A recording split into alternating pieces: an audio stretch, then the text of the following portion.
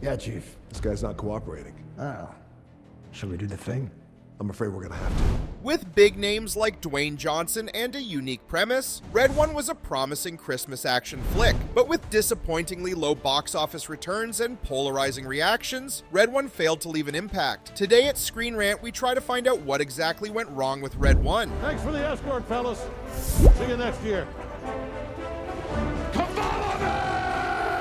Red One revolves around the kidnapping of Santa Claus, played by a muscular JK Simmons. Meanwhile, Dwayne Johnson plays Callum Drift, the head of North Pole Security tasked with rescuing Santa. If these two weren't enough for a high-profile ensemble, Red One also stars former Captain America, Chris Evans. Taking a break from the Marvel Cinematic Universe for now, Evans stars in Red One as hacker and bounty hunter Jack O'Malley. And while Dwayne Johnson and Chris Evans have both starred in blockbusters before, their collective star power wasn't enough to ensure the success of Red One. But it must also be noted that both of these actors have been at their commercial best in mostly ensemble movies. Johnson's box office fortunes changed ever since he hopped on to the Fast and Furious franchise, starting with Fast 5. Johnson is marketable in his own right, but his recent box office success has found him relying on either franchises or ensemble casts, be it Jumanji or Moana. Chris Evans has had a more limited track record, with his biggest successes being his MCU outings. The first two Captain America movies still relied on his lead part, but other ensemble Marvel movies like Civil War and Avengers Endgame also relied on the Marvel brand and co-stars like Robert Downey Jr.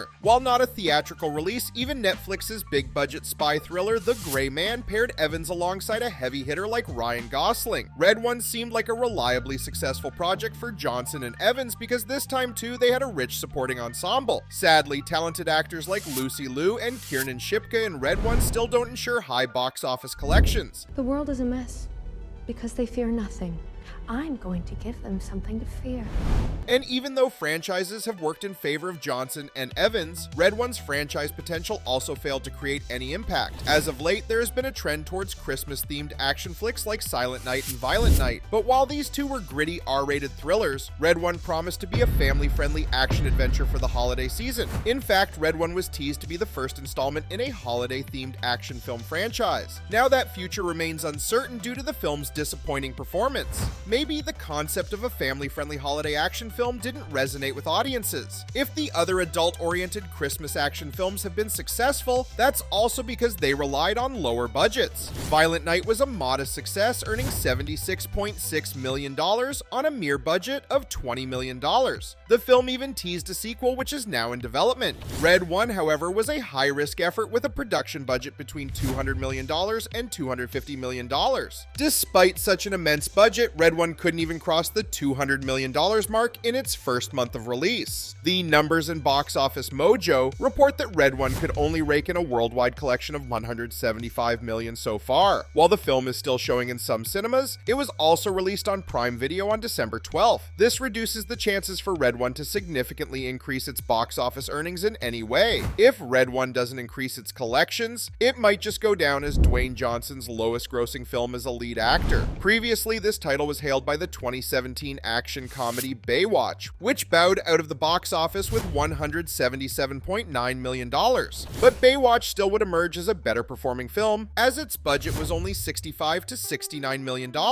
All in all, Red One marks a new low in Dwayne Johnson and Chris Evans' film careers. But then what exactly prevented Red One from becoming a theatrical hit? The film might have had an interesting premise and A-lister actors, but it had the misfortune of being released in November, for this was the month of Glicked. Ridley Scott's Roman epic Gladiator 2 and the Wizard of Oz musical prequel Wicked were the biggest hits in November, doing immensely well at both the domestic and global box office. While Gladiator 2 still tapped into an adult demographic, Wicked Part 1 wreaked havoc for every other family-friendly release in November. Even though the fantasy musical was released in the US a week after Red One, it easily overshadowed the Christmas action flick without any competition.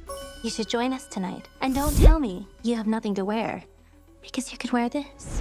To put matters into context, Red One settled for $32 million in its domestic opening weekend. Wicked earned more than 3 times of that with an opening weekend collection of $112 million.